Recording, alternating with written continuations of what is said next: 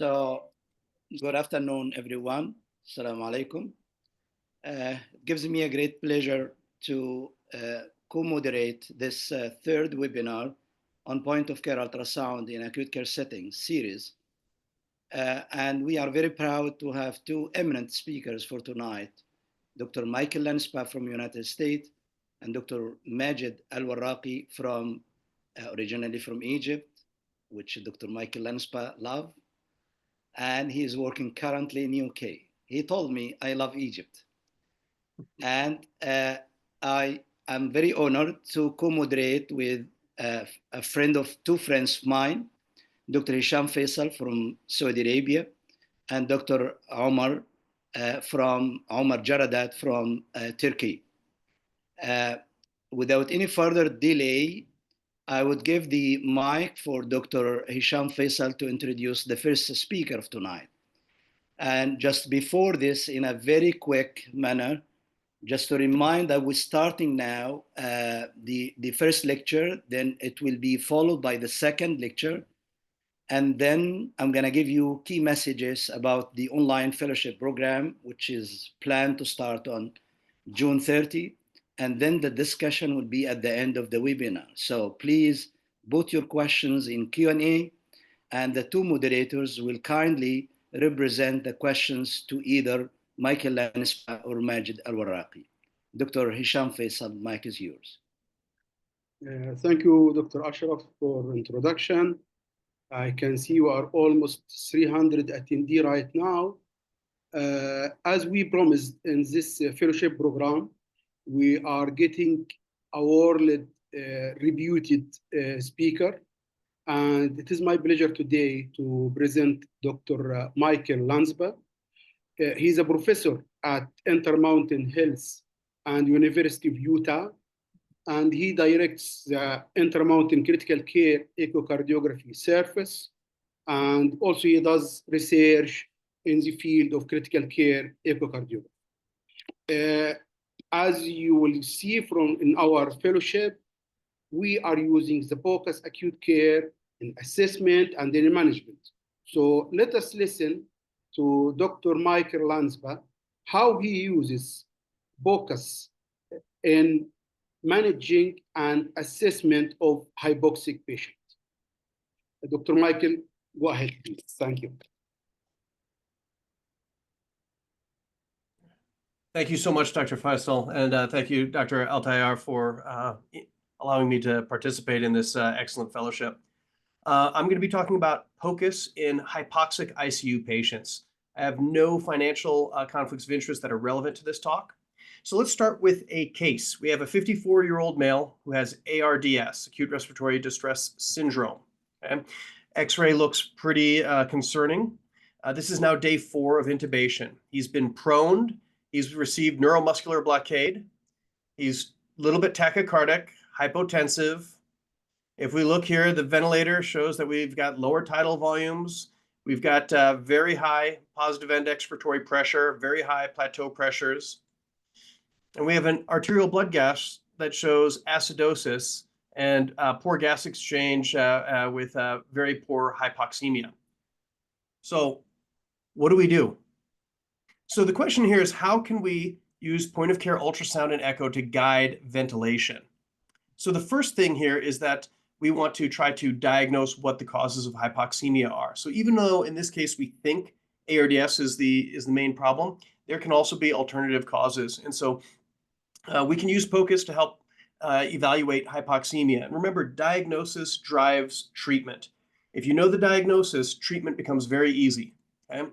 We can also potentially use POCUS to help target ideal ventilator pressures or alveolar recruitment. And then we can also recognize when someone might be about to have hemodynamic compromise when we are adjusting the ventilator. We can also use it to guide diuresis in acute respiratory distress syndrome. And although not part of this talk here, you can also use POCUS to help guide extubation.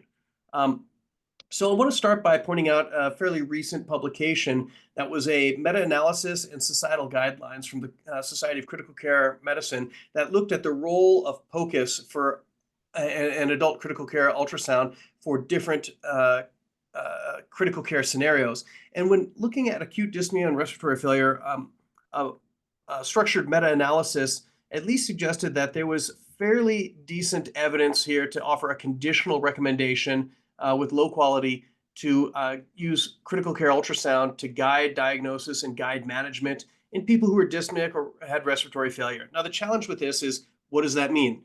POCUS can mean anything from putting the ultrasound on someone who's short of breath to diagnose a little bit of pulmonary edema, all the way up to trying to use it for titration of a ventilator.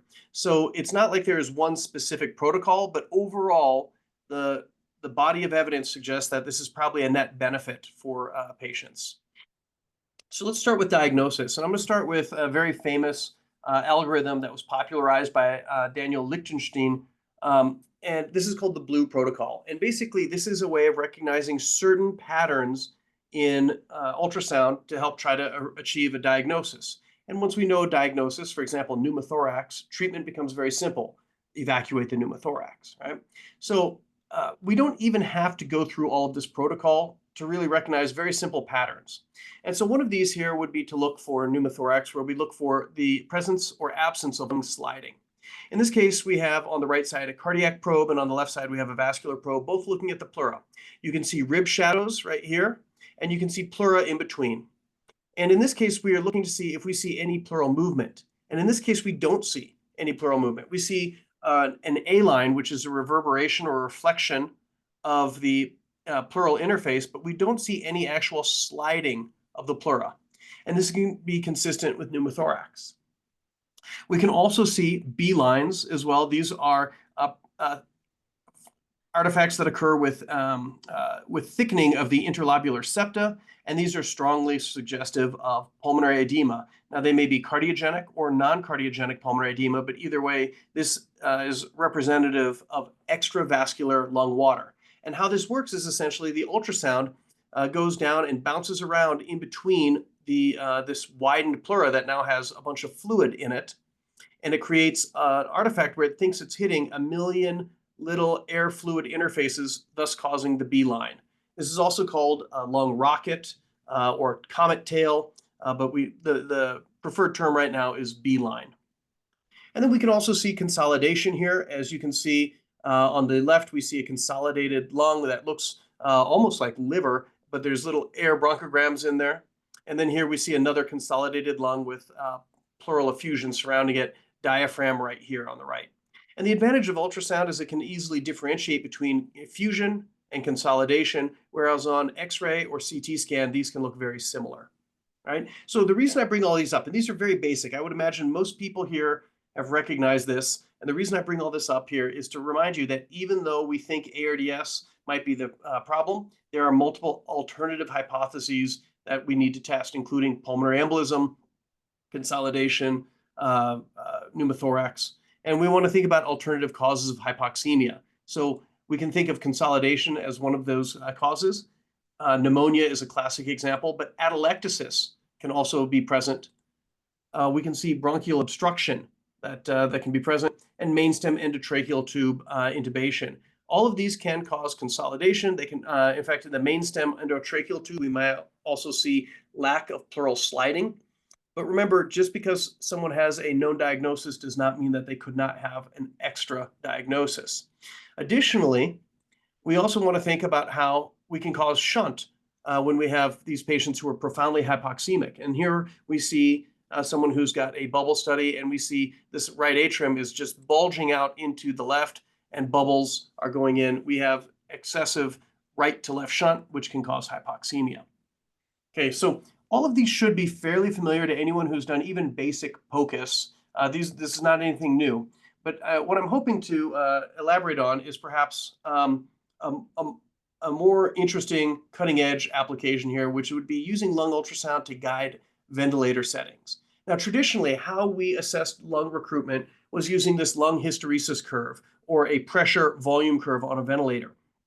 And you can see here when we are at the low inflection point, this is an atelectatic part of the lung, and we're past the upper inflection point, this is a hyperinflated lung. So what we might want to do is titrate our ventilator so we can inflate without hyperinflating or without getting atelectatic.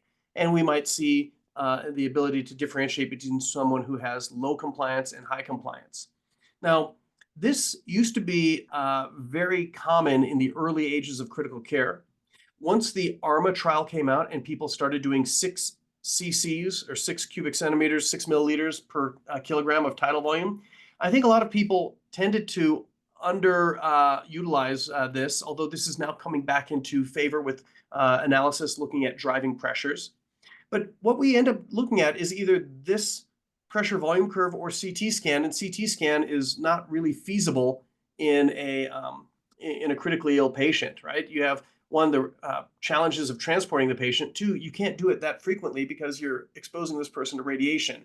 So what we do is we try to involve these static pressure volume curves, and anyone who's done these knows that this is a challenge as well. In order to get this, you really need deep sedation or muscle relaxation to get this curve to be accurate. So this leaves us with the possibility of using lung ultrasound. So I want to just point out an example here of lung ultrasound where we've got someone who's got normal aeration. We see the lung sliding, right? Here we see pleural sliding. We see these regular A lines. And here we have someone who's got a few B lines here. This is someone who's got a little bit of pulmonary edema, a little bit of volume loss. Here we have a little bit worsened. This is now severe volume loss where we have confluent B lines. And last, we have consolidation where the lung is completely opaque and you can actually see air bronchograms moving in and out of the lung as the person is breathing. So this was a study that looked at patients who were scored on that score of normal, mild, severe, or consolidated. And they assigned a point. When they added increased PEEP from a PEEP of 0 to 15, they said, what happened to the lung? Did the lung go from normal to consolidated when they decreased PEEP? Or did it go from consolidated to normal? That would be 5 points. If it just went from normal to mild, that would be 1 point. If it went from mild to moderate, that'd be 1 point. If it went from normal to severe, that would be 3 points. So basically, what you're looking at is what happens as we change PEEP. This is a dynamic assessment. And so you can say, as the PEEP increases, I would expect some of the consolidations and pulmonary edema to decrease. Right? And so they tracked this and they found that as people increased the re-aeration, this correlated with actual lung recruitment. And so they could actually expand the lungs. Now, these gray circles indicate loss of diffuse loss of aeration, and white circles are focal loss of aeration. So you can say, these gray ones are people who have grossly diffuse pulmonary edema or consolidation. But you can see as they tried to titrate, these people who had good re-aeration scores tended to have good recruitment when increasing the PEEP. Now, I'm not advocating that we do this just yet, but when I have seen patients where we have titrated the PEEP and we've seen that lung edema or B lines have decreased, that has given me thoughts about trying to titrate at bedside. And so this correlates well with lung recruitment. People who had a greater than 8 score on that lung re-aeration score recruited a substantial amount. And even those who had a small amount still recruited a bit. The benefit's biggest in the lower and posterior parts of the lungs. And it also correlated with an improved PaO2. Right? So there was people who had diffuse loss of aeration, these gray circles, they actually had better correlation with improved PaO2 because re-aeration ended up resulting in a global increase in lung recruitment. Now, this is one way of looking at it. Another test that has been evaluated here is to basically look at non-aerated lung, and they basically did a PEEP trial here where they increased PEEP from 5, 10, and 15, and they looked at patients with ARDS and they said, let's measure the size or the area of these consolidations here.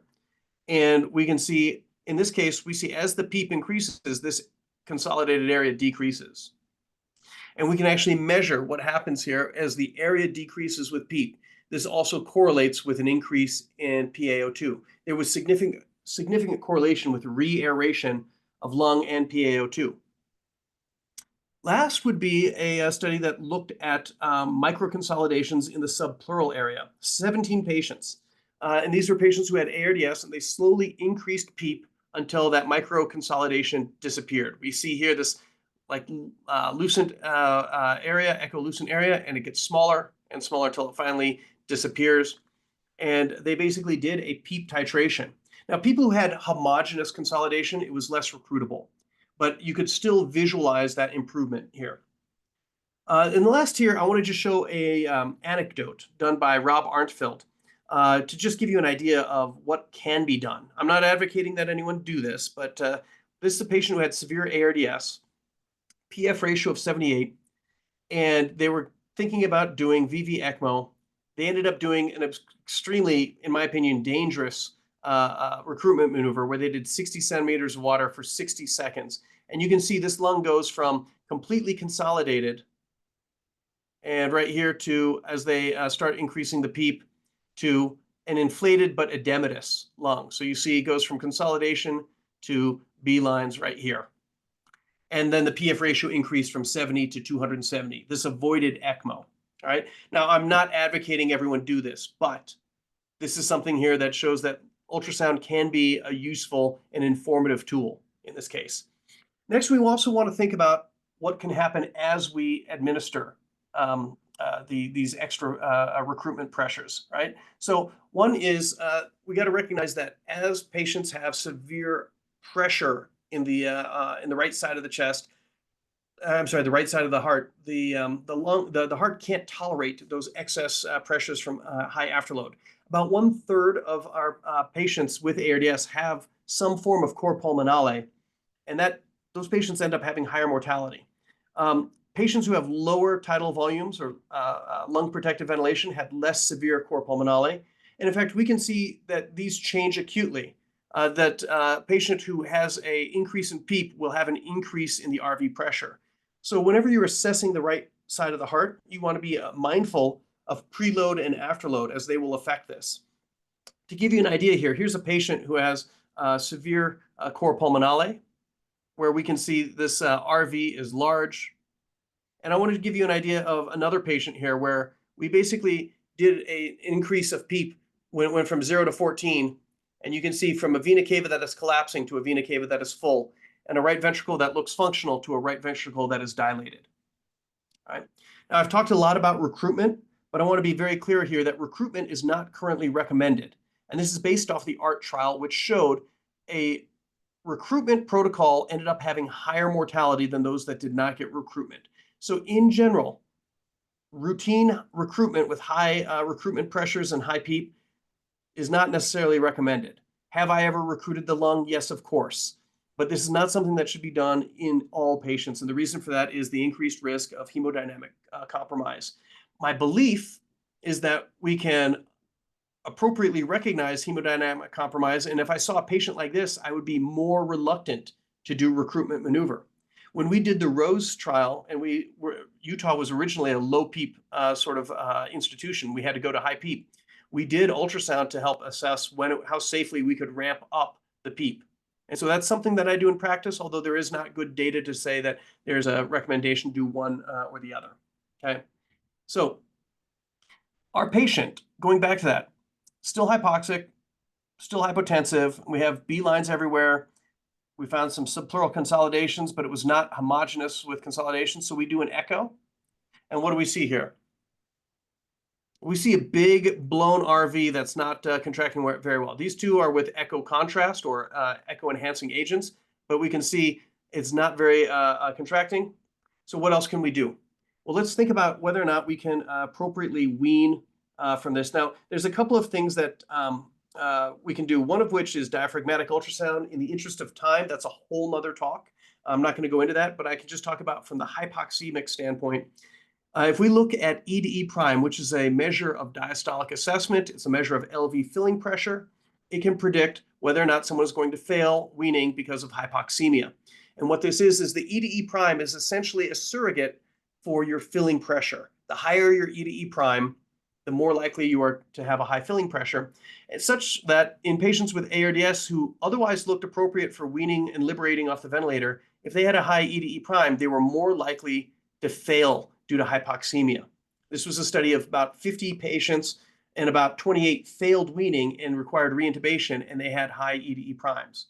I'm not saying that that this needs to be implemented routinely, but this is a tool that can help guide when you should diurese someone. A second study also showed that patients who had a low EDE prime did not tolerate diuresis. They tried to diurese these patients with ARDS, trying to achieve a negative fluid balance, and patients who had a low EDE prime were more likely to have hypotension and more likely to have kidney injury or more likely to require adding more fluid. Now, I'm not saying that we need to keep the EDE prime between 6.9 and 7.8. I'm not saying that. But there is a test that we could do, and that's based off the passive leg raise. And so what we can do is we can say a passive leg raise tells us whether or not someone might respond to fluid or not respond to fluid. It can also tell us whether or not someone can be tolerant of diuresis versus intolerant of diuresis. And this was a study done by Xavier Monet, who's another faculty here in this course. And he found that if you did a passive leg raise and you had a high change in cardiac index, greater than 9%, you were much more likely to become hypotensive or develop kidney failure when inducing diuresis. So I apply this at bedside by doing a passive leg raise, either with echo or with some other measurement. And if someone has a high change in passive leg raise, high change in cardiac output or index, I am more reluctant to diurese. I may do a gentle diuresis or I may hold off for that day. So in summary, I want to emphasize that lung ultrasound, when we talk about hypoxemia, is just one part of your assessment. You also want to think about cardiac assessment. You want to think about vascular assessment, looking for pulmonary embolism. You want to look at EDE prime to think about diuresis and aptitude for weaning, and diaphragmatic assessment for weaning. Diaphragmatic assessment is technically a little bit more challenging. In fact, actually, Dr. Altair has done some very interesting research on the ability to eyeball diaphragmatic ultrasound, and I would encourage you, if this is something that fascinates you, to look at that. Although I think trying for me to cover that plus everything else in 25 minutes is a bit much. So that might be a very interesting thing to focus in the future. As far as using it to actually guide ventilation, I have done this. I believe the principles are sound, but as far as do I recommend this for every patient? No, the data is not there yet. So you should be very aware that if you're going to use POCUS to try to do micro adjustments on the ventilator, you're really just doing a physiologic study, and there's not good evidence to say, do this one protocol. It's unclear whether we should be targeting oxygenation or if we should be targeting driving pressures, compliance, whether we should be looking at esophageal manometry or doing pressure volume curves. And it's also unclear whether or not recruitment maneuvers are helpful for all patients. It seems that at least in all patients, doing recruitment maneuvers without any real titration may be dangerous. And so our current recommendations from societies like the American Thoracic Society would say high PEEP, but no recruitment maneuvers. Have I done recruitment maneuvers? Of course, but this is not something that I would recommend, especially like if I have a trainee, we would not say, hey, let's do a recruitment maneuver on everyone. Thank you. And then with that, I'd like to say thank you so much, and I'll be happy to answer questions. Thank you very much, Mike, for elegant presentation.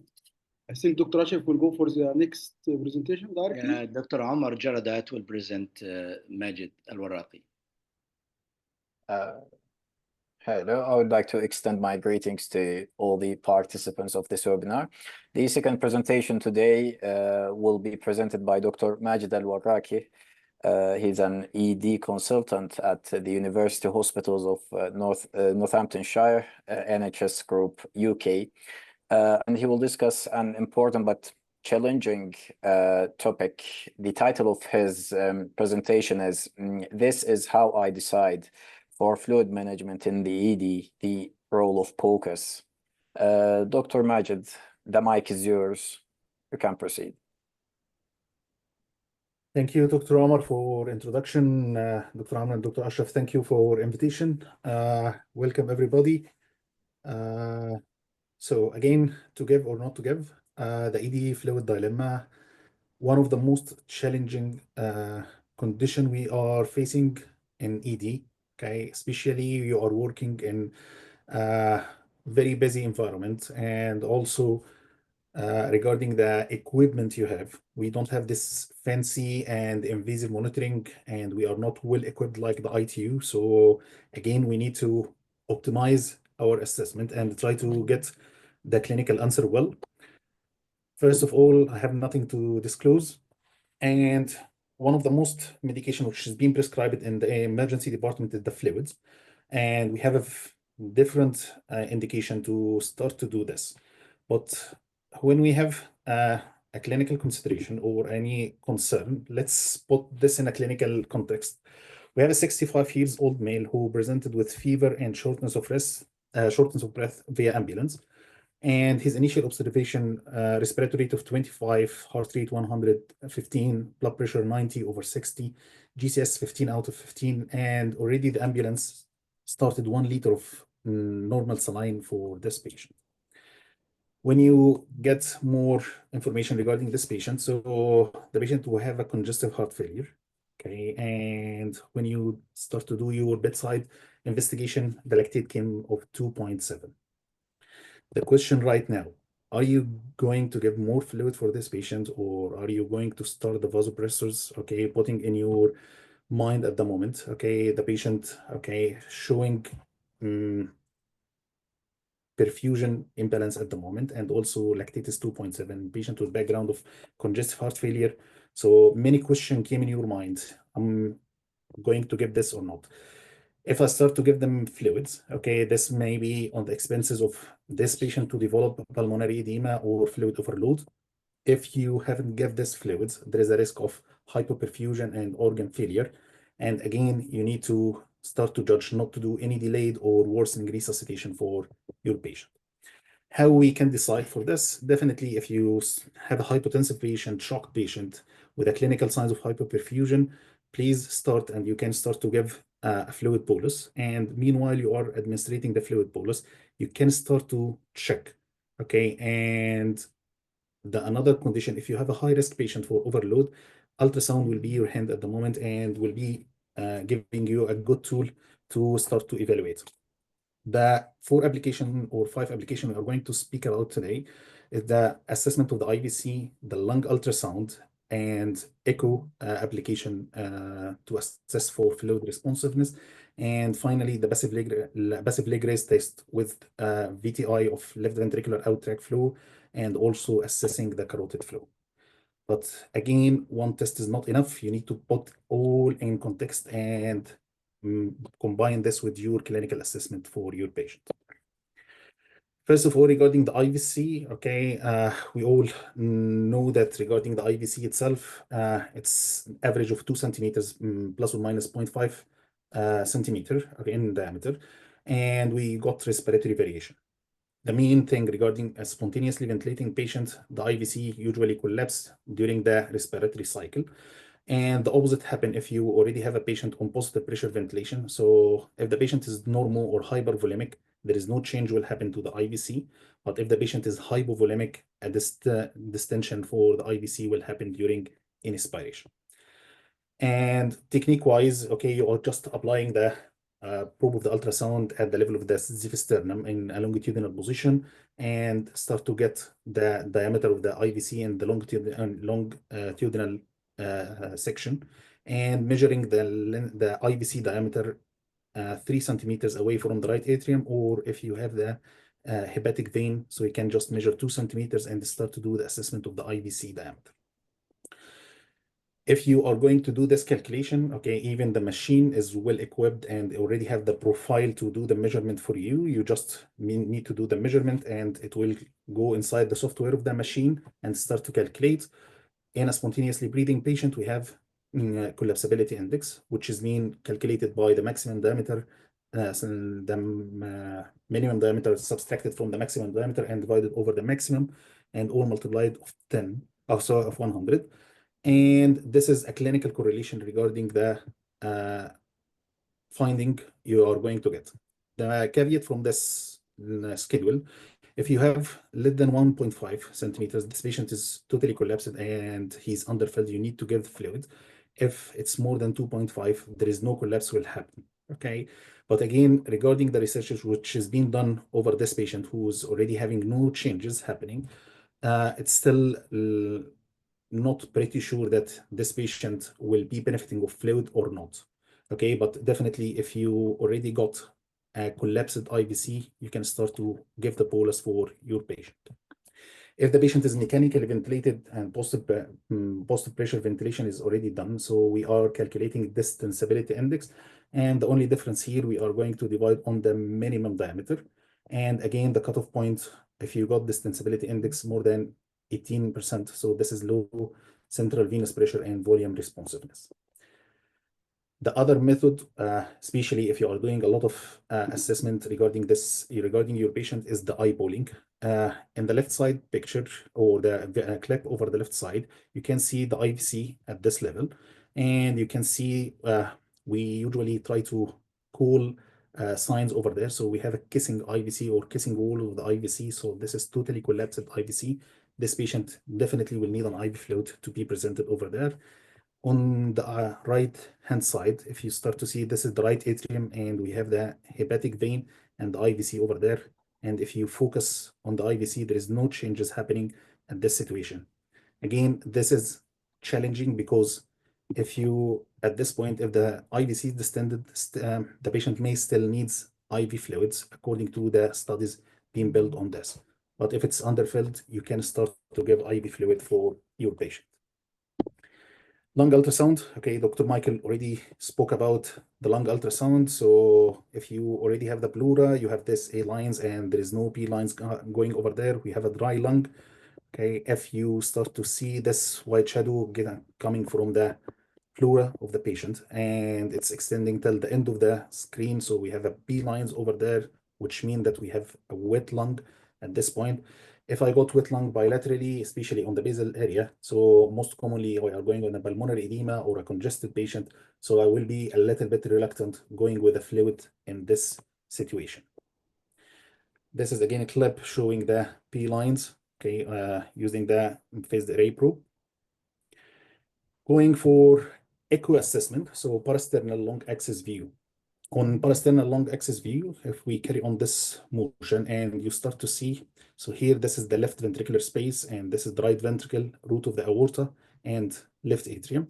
And if you start to see the space of the left ventricle, it's totally collapsed, and you can see the interventricular septum and the posterior wall of the left ventricle are kissing each other. So this patient is underfilled, and we have what's called hyperdynamic circulation or hyperdynamic myocardium. So this is also an indication for you to give an IV fluid.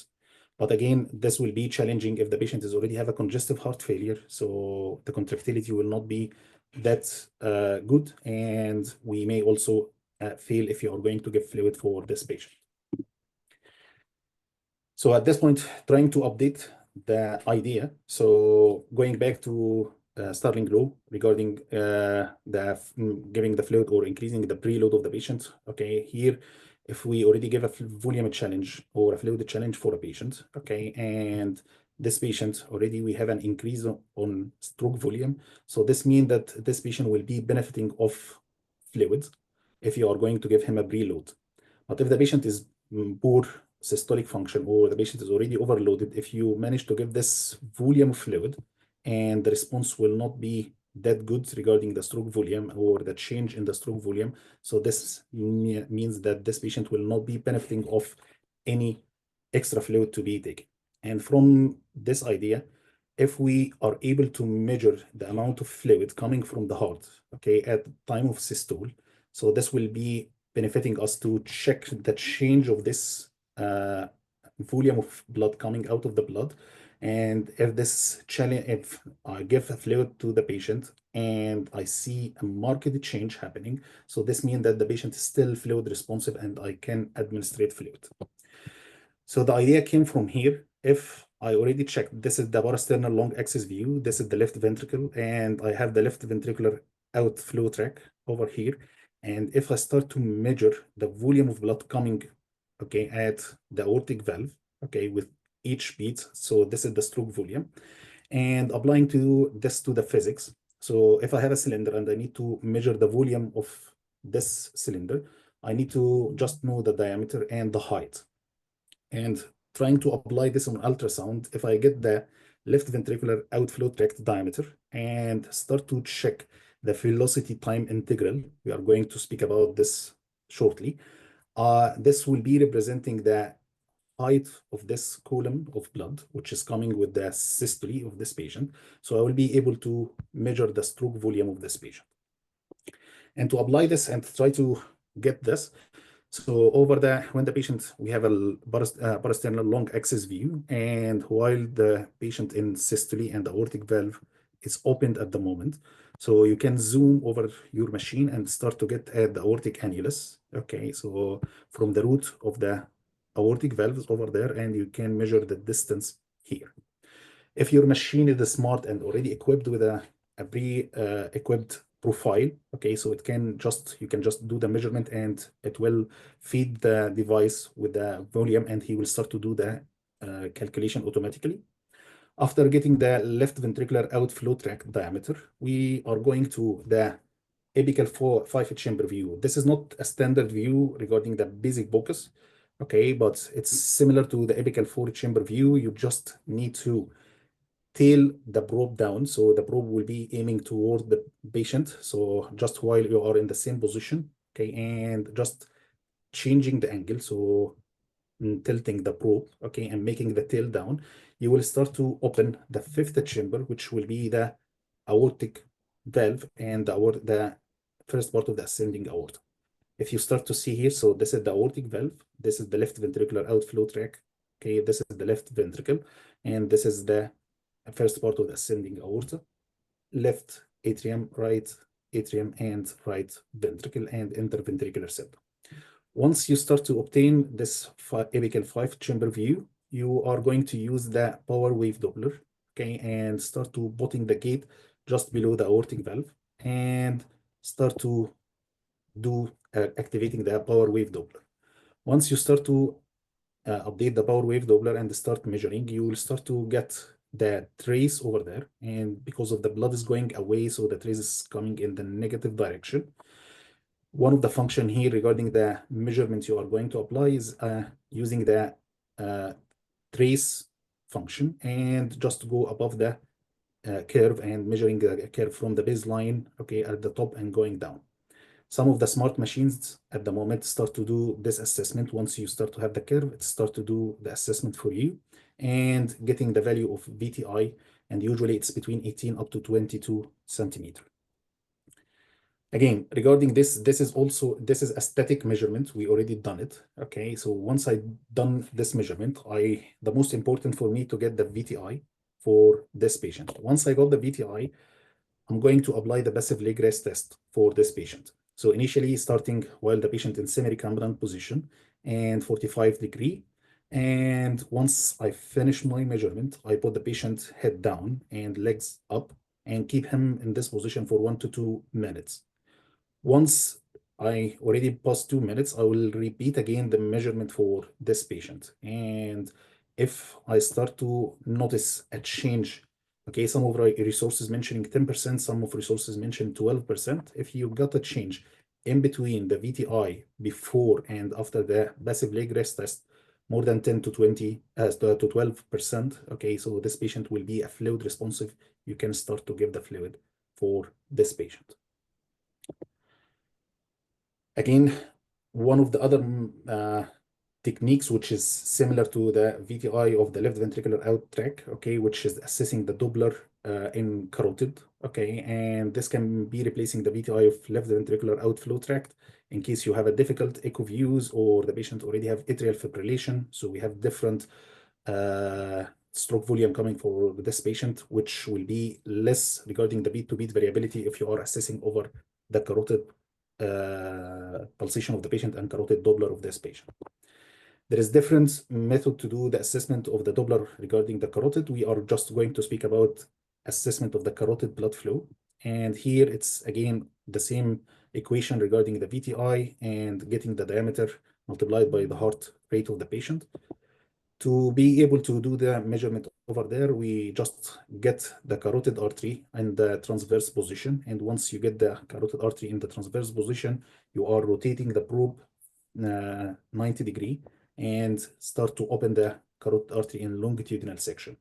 And the landmark for you will be the carotid sinus, okay? And once you see this bulge, this is the carotid sinus, you can start to do the measurement just below the carotid sinus. And opening the power wave Doppler again, okay, over this patient, and start to get the cursor of the Doppler over the patient and start to apply the sample gate in the middle of the carotid artery and start to change regarding doing the angle correction for your patient. The most important thing here, we need the angle to make an accurate assessment. Okay, the angle should be all the time below 60 degree. So here you just need to change the cursor of the power wave Doppler and changing the angle correction and making the angle correction going with the same flow of the carotid flow. And the angle here is less than 60 and start to get the trace. Once I start to get the trace, so getting from the beginning of systole and going to till the beginning of the second pulsation, and you start to get the VTI or TVI for this patient. And again, the number itself is a static. The most important for me is the change in this diameter. I will get this VTI, and after going to do the assessment of the carotid artery diameter, okay, again, it's just below the carotid sinus. Once I get the two diameters with the heart rate of the patient, you can start to calculate the carotid blood flow. And I'm measuring the carotid blood flow before passive leg rest test and after passive leg rest test. And by the studies, if it's 20% increase in after leg rest test, so the patient is still volume responsive. Summary again regarding the patient. If the patient is hypotensive, the patient shows signs of hypoperfusion, start the fluids, and after that, you start to do your assessment. Or if the patient is high risk to develop overload, you can start also using the application and guide your treatment regarding this patient. And be remember that one test is not enough, and thank you all. Thank you, Dr. Majid, for your great presentation. Before we move to discussion and Q&A section, I would like to hear from Dr. Ashraf Al-Tayyar key messages regarding the POCUS fellowship program. The mic is yours, Dr. Ashraf. Thank you very much, Dr. Omar. We receive a lot of messages to ask about our fellowship program, which is the coming on June 30. So the starting is June 30. We preceded this with this series of webinar. This is the third webinar. And the last webinar I have to mention, the third one is coming on June 10, and this will be the last before we launch the online fellowship program. As you heard several times, that this is gonna be a point of care ultrasound fellowship online program in acute care settings. So it is suitable for everyone working in acute care, either in ICU, emergency, anesthesia and OR, or primary care, or those who are working in acute medicine units in surgical or medical ward. This will be 2 modules. The first module will start on June 30, and this will be 24 weeks. Every week, we're gonna have a lecture, a topic, assigned topic for this week, and will be covered with a lecture to give you the theory and the practical points related to this topic. For example, IVC. So you're gonna hear a lecture of 1 hour or 1 hour and few minutes, and you're gonna hear everything you need to know from the theory point of view and practical point of view. By the way, we have several weeks in the basic modules for lung ultrasound. So you're gonna hear a lot how to differentiate between the consolidation, collapse, how you diagnose pulmonary edema, how to assess the irrigation of the lung, and so many things. And we have famous names to teach you the subjects in basic module. When you finish 24 weeks of basic module, you will go and select one of 2 pathways. Either you are interested in emergency point of care ultrasound, you go to this pathway, or you decide to go with critical care ultrasonography, then you go to this pathway. Another 24 weeks for module 2, the specialized module for either ED or ICU. In every module, you're going to have an exit exam. So 2 weeks, the last 2 weeks of this 24 weeks is going to be for exams, and you have to get 60% of the question correct answer to be certified with us. In every 4 weeks, once we finish the 4 weeks, we're gonna meet all with the fellows in a live webinar. Every live webinar is designed to cover the previous weeks in a format of let's put it together. And we're gonna request the candidate, the fellows, either to bring their cases or we bring them cases and we discuss it live. And it might be the live webinars, which is going to be every 4 weeks, might be we discuss with a faculty one of the connecting topics that is not covered in the program itself. Like, for example, we did not cover pulmonary embolism. If you go through the website, you don't see a subject for pulmonary embolism, but we have advanced week for how to assess the right ventricle, how to assess the pulmonary artery pressures, what does it mean, RV syndromes or IV dysfunction syndrome in critically ill patients, and so on. If we don't cover the pulmonary embolism, we're gonna assign one of the live webinars for everything related to pulmonary embolism. What is making our program very unique is it's not only one-way monologue, but it's going to be a sort of different ways of communication between the faculty and the fellows. How this comes, as I said, the webinar is going to be one of them. But the other ways that we decided to make it for you, to make this online fellowship program as a very communicating, active, interactive fellowship, is to do many other things. One of them is the program director and the academic directors and selected faculties will be available at any time you need them for help to clarify anything related to the point of care ultrasonography. Not only that, but also if you have an interesting case and you want to call for a meeting, you're going to find us doing this upon arrangement, previous arrangement, of course. All of this, plus that we're going to have a series of journal club every week, contains not only lecture, but also journal club. We select, the faculty will select a journal for you, a paper for you.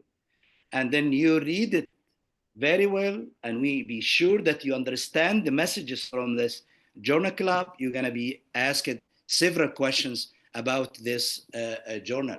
Not only that, but also in every week, you're going to have one of real life clinical case scenarios with questions to discuss this real life clinical case scenarios with focus on point of care ultrasonography.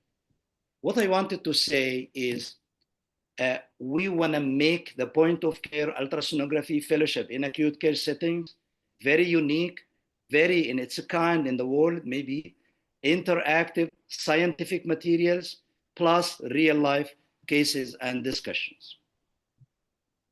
And we decided for the exit of this program 2 ways. Either you're going to be granting a certificate with ASME that you attended this point of care online program.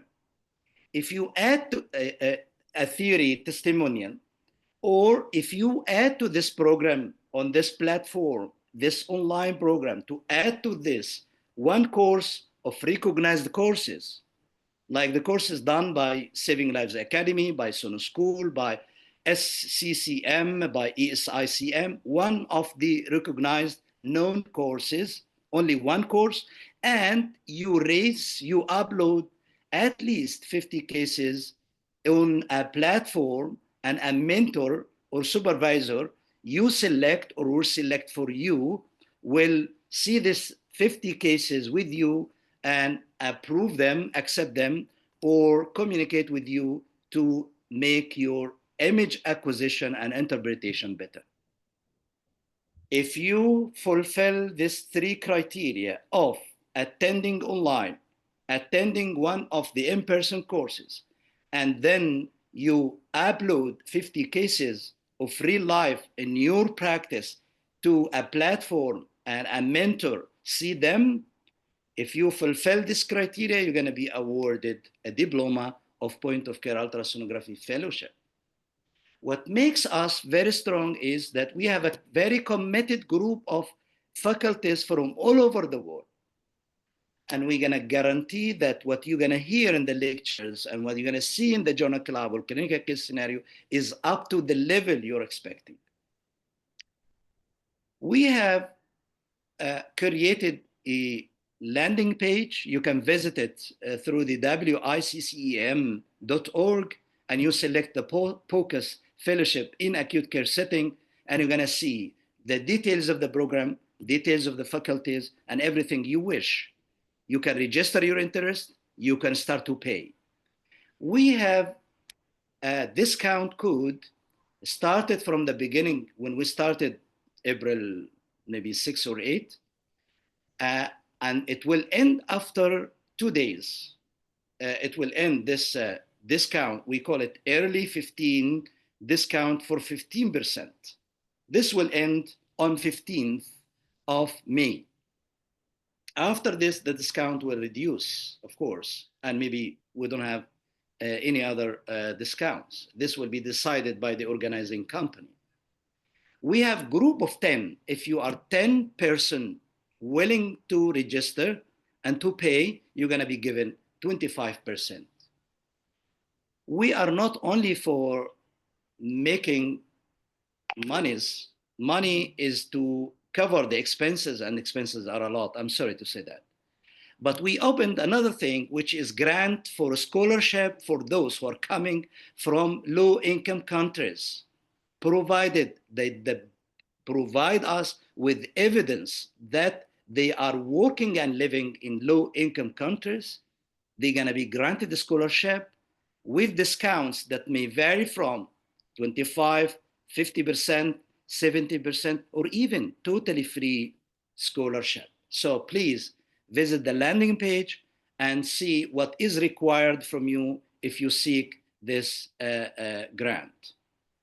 I would like to thank all of the attendees today, and I would like to thank those who are already interested in our program. We reached almost 500 plus interested attendees in the program, though some of them only registered with payment.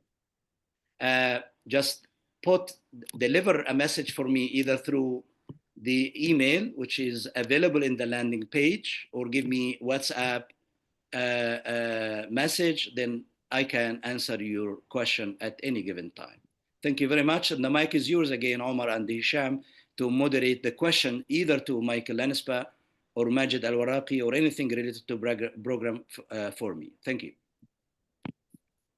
I have one question from one of the attendees, to Dr. Michael, regarding the application of E prime ratio as indicator for diuretic administration. Is it applicable for patients with mitral regurg? How valid it is? Yeah, so you raised a great point about the significance about mitral regurgitation.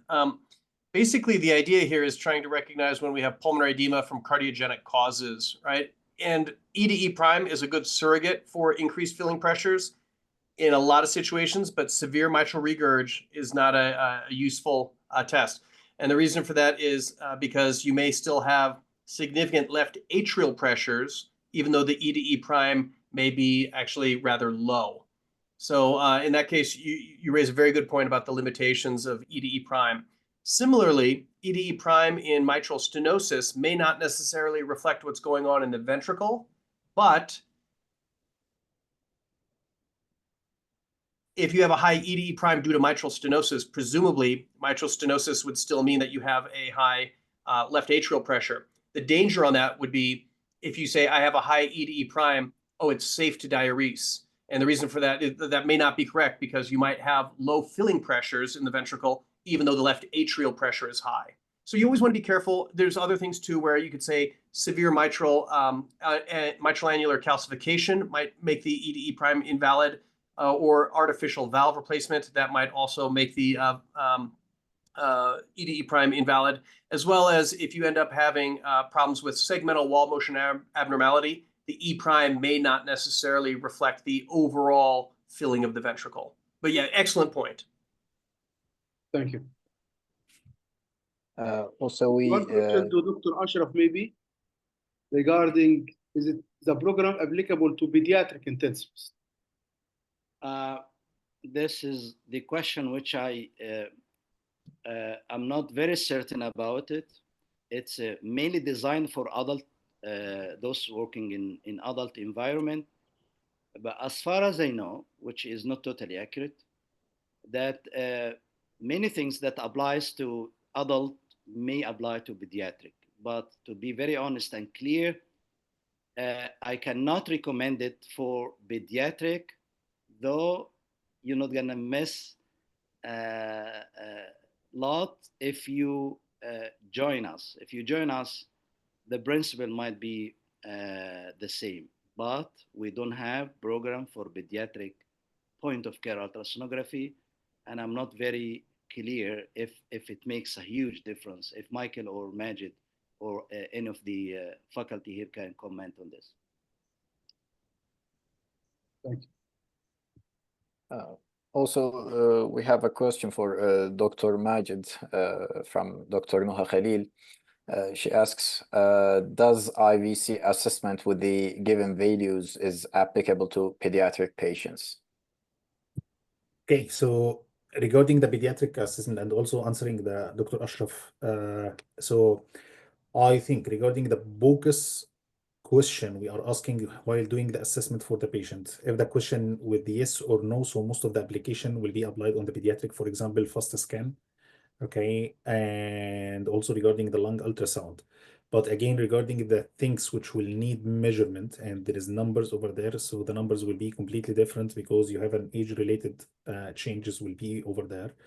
And also regarding the difference in the anatomy and also the measurement itself.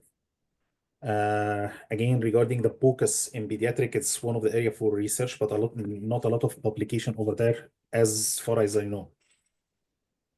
But answering specifically regarding the IVC, so IVC with eyeballing, again, if you have this collapsibility more than 50%, okay, so this is, you can give fluids without any concern, okay, but if more, so you will not have an answer or a sure answer for that, yeah, but you need other modalities to check altogether with the IVC, not IVC alone. Also, we have a question from dear Dr. Walid Al-Habashi to you, Dr. Majid. He says that he always found carotid Doppler waveform is easy to get, but when he uses a linear probe, it doesn't include the VTI software as a linear probe. So can you give the reflections on this issue? Okay, so again, regarding this problem, if the machine is not already equipped with the program or the software to answer this, so there is multiple application at the moment over the mobile phone, so you can just start to use this application, okay, and putting the figures over there, and it will make the whole calculation for you and giving you the answer. But again, regarding this estimation, it is the static figures, so you need to do the dynamic to check regarding the changes. I have a comment, Hisham, on the question of the E and E over E prime ratio when we use it to decide to give diuresis or not. And this is, I don't know if Michael Lanspa will agree with me that when you use the filling pressure indicator or surrogate, like the E to E prime, and you decide if it's a high, you choose from two different studies, number of 7.8 or 8 point something, just to remind the friends that there is a rough estimate on E over the E prime plus 14, it gives you the pulmonary capillary wedge pressure, the rough number of pulmonary capillary wedge pressure. So the concern again is when I am dealing with a filling pressure which is high, E to E prime, whatever the number, and you decided to give diuresis, do not forget to be reminded and be cautiously that the left ventricle might be, and the right ventricle as well, might be preload dependent. If the cardiac output is already jeopardized or low, when you give the diuresis, you might reduce the preload, and might cause further drop of the cardiac output, which has impact on the perfusion of patients. I'm afraid in ARDS patients, when you apply high P, or you use, some people they're still using recruitment maneuver, and they go with very high pressures without looking at the RV. And this is very detrimental sometimes. Before you decide to go higher with the PEEP or to go with the recruitment maneuver, you have, as you said, Michael, very clearly, you have to look at the RV before you decide. Because if you start with patient with RV dysfunction, he or she definitely will not tolerate any sort of increasing PEEP or applying a recruitment maneuver. Particularly if you want to decide to go with diuresing this type of patients, where you are applying also the recruitment maneuver or increasing the PEEP to reach target of saturation, this or that, and then you also go with dry lung is better than wet lung, and you decide to give fluid. You already jeopardized the RV.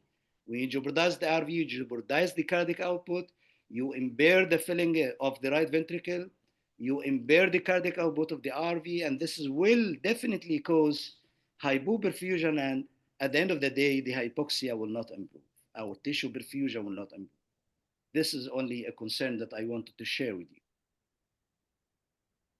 I completely agree. I think you raise a very good point about differentiating between whether or not someone has like fluid overload and whether it is safe to diurese them, right? These are two different questions. They're often related, but you raise a very good point. That's why it's very dangerous to rely solely on just one piece of information. I completely agree. We should try to use all the information we have available. A lot of times, even if I see an elevated E to E prime, I may do a passive leg raise to help convince me whether or not it's safe. I may do an echo to evaluate the right ventricle, just as you've said. I completely agree.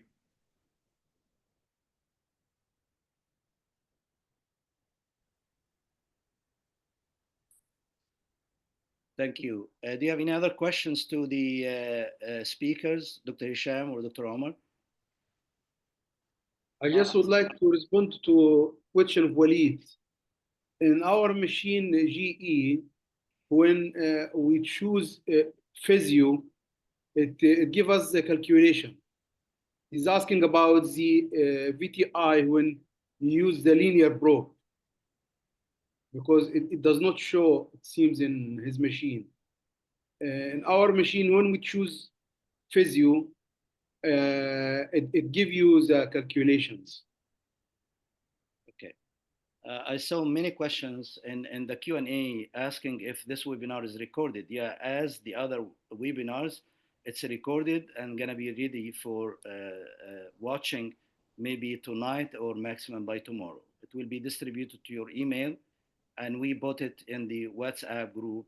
We have WhatsApp of almost 1,000 plus candidates or attend person.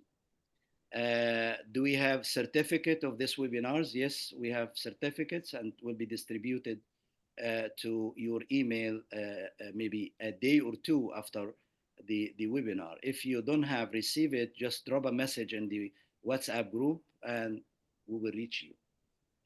Reminding that the early 15 is going to finish by 15th of May for those who are interested to register in the point of care ultrasonography fellowship online program. Okay, any other questions? We have another question for Dr. Majid. The first one is about the IVC assessment in the HIPIC surgery, the hyperthermic intraperitoneal chemotherapy surgery, I mean in oncologic surgery. And the second one from the same participant regarding the IVC assessments in two planes, the sagittal and the transverse plane. Okay, so regarding the first question, I think it's outside my area of practice. So I will be curious to know regarding the IV assessment in such surgeries. Regarding the second question, okay, getting the assessment regarding all the studies which has been done, it's been done on the longitudinal section or the sagittal section, okay, because usually when the IVC is underfilled, okay, so it's mainly regarding the anteroposterior diameter, which start to decrease. That's why we are measuring in the sagittal plane, okay, to get the accurate measurement. I also see one of the question regarding, is it still using the IVC in 2025? A lot of researchers over there, most of the researchers recommending at the moment, it's not an only tool for you to assess if the patient will be for fluid responsiveness or not, or if you are going to implement this during the rush protocol. Okay, so it can help you regarding the differentiation of shock itself, but for fluid responsiveness, it's not accurate alone, but you can put it in context if you applied the other application and put all according to the clinical presentation of your patient.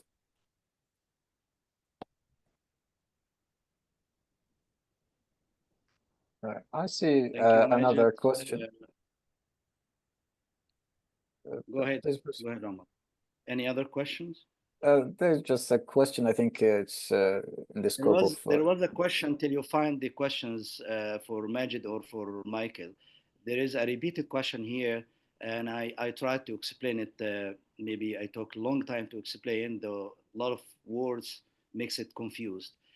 Is it only online program? Yes, it is entirely online, but very interactive online. And there are another two parts which are offline. The attendance of one of the selected courses, you're gonna show us evidence that you have attended one of the recognized in-person courses, and you upload 50 cases of your own real-life cases in your practice, and this will be 3 requirements: online, plus the in-person course, plus the mentorship of uploaded 50 cases.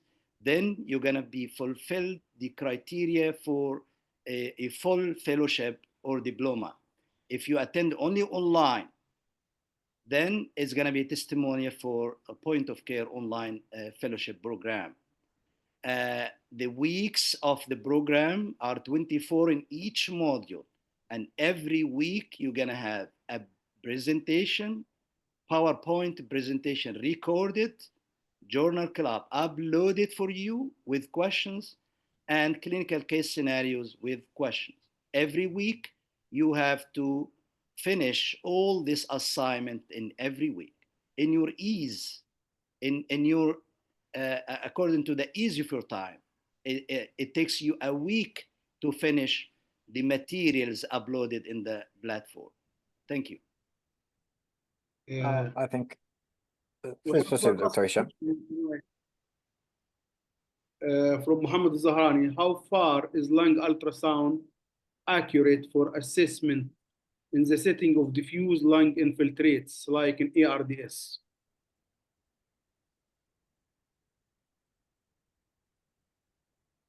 Mike?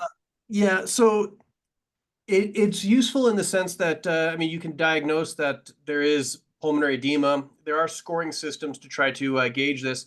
As far as the literature on recruitment, it suggested that patients who had diffuse lung disease, those scores were more predictive just because the limitation of ultrasound is you can't see every single part of the lung. So if you take a representative sample and you are taking, a few spots on the chest and you say, hey, I see an improvement. If the person has broad diffuse disease, it's likely that all the areas you are not measuring are also going to have that same improvement. But even with focal disease, there was some improvement. And I've seen this in practice where you can have that occur. One of the things that's potentially dangerous, though, would be if you have very localized lung disease and you try to recruit, you may end up increasing the amount of hyperinflation in the healthy lungs more than recruiting the atelectatic lung. I may add, we see this in patients with severe ARDS and ECMO, and we are completely resting the lung on those patients. And we can see that when the lungs start to heal, and we can see in the ultrasound, you get the consolidation start to get less, and you start to have more aeration in the lung. And sometimes we didn't be studied this, but we use it with other parameters, with lung compliance, that okay, this lung now is starting to get better, and it start to heal from the ARDS.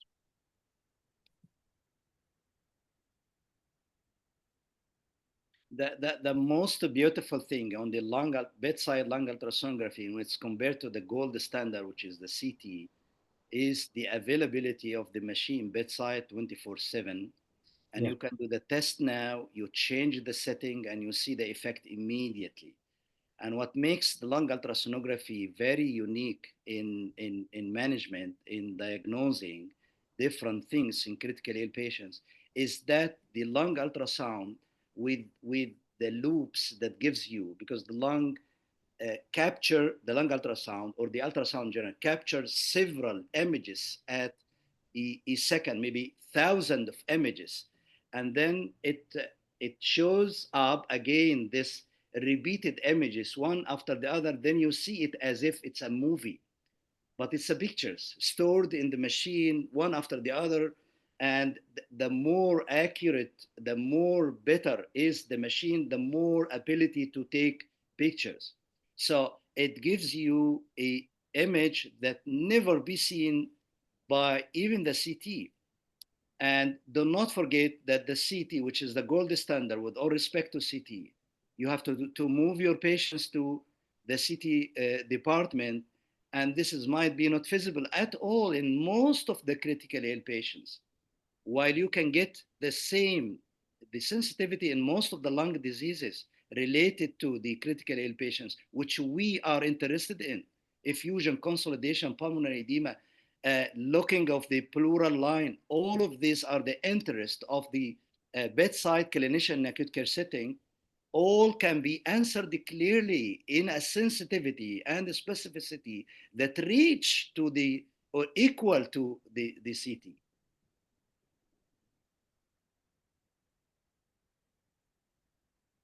Thank you. I think we can conclude now. Hisham, Omar, Michael, or Majid, if you want to give any final words here, if you have any final comment. If not, I would like to thank the moderator of tonight's webinar, Dr. Hisham Faisal, Dr. Omar Jaradat, and to ask the two eminent speakers. We liked very well the two topics. They were very interesting and presented very nicely. And I'm sure the messages from this two presentation reached everyone. Thank you very much for everyone. Thank you for the attendees. Thanks for Dr. Amr Al-Husseini, the president of WICCEM, for the great support he's doing. And of course, many thanks goes to ICOM, which is the organizing company behind the scene for everything you see logistically in such kind of activities. Looking forward to seeing all of you on June 10 next month. Thank you very much. Have a nice night. Bye-bye. Assalamu alaikum. So.